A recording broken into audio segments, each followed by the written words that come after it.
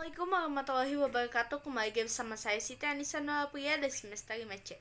Di sini saya akan mereview kembali jurnal salah satu karya dosen Fakultas Hukum Universitas Surya Kencana, yaitu Tanti Kirana Utami SHMH dan Aji Mulyana, mengenai tanggung jawab dokter dalam melakukan aborsi tanpa seizin ibu yang mengandung atau keluarga dalam perspektif hukum positif di Indonesia.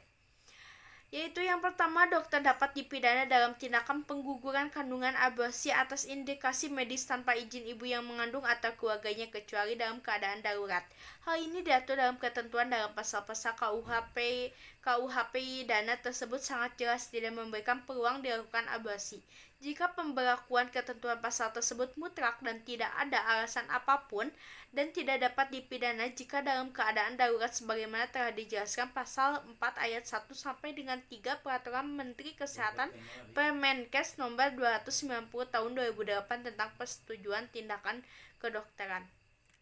Yang kedua, pertanggungjawaban pidana dokter yang melakukan pengguguran kandungan aborsi atas indikasi medis tanpa seizin ibu yang mengandung atau keluarganya adalah suatu tindakan medis dapat dikatakan hak atau wewenang profesi dokter.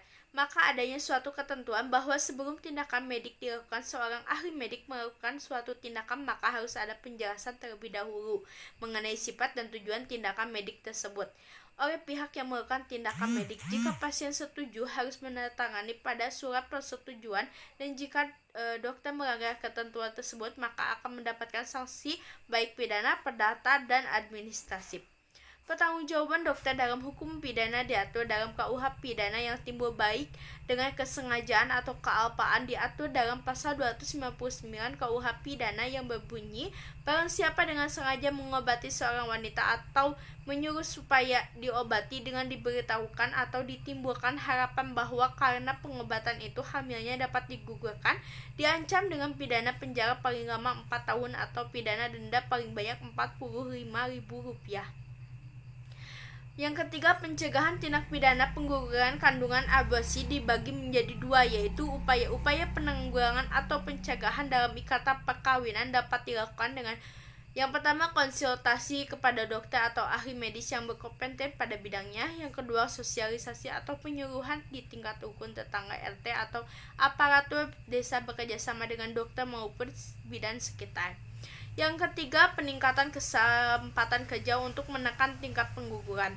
Adapun yaitu lanjut tindakan pengguguran kandungan aborsi di luar perkawinan akibat dari pemerkosaan atau pergaulan bebas, yaitu free sex, maka dapat dilakukan dengan antisipasi dengan cara yang pertama, memasukkan materi kesehatan reproduksi dalam kurikulum SMP, SMA, dan perguruan tinggi. Yang ketiga, mengadakan penyuluhan atau seminar dimulai di sekolah atau perguruan tinggi. Yang ketiga, pendekatan secara agama. Yang keempat, pengawasan orang tua. Sekian dari saya, terima kasih. Wassalamualaikum warahmatullahi wabarakatuh.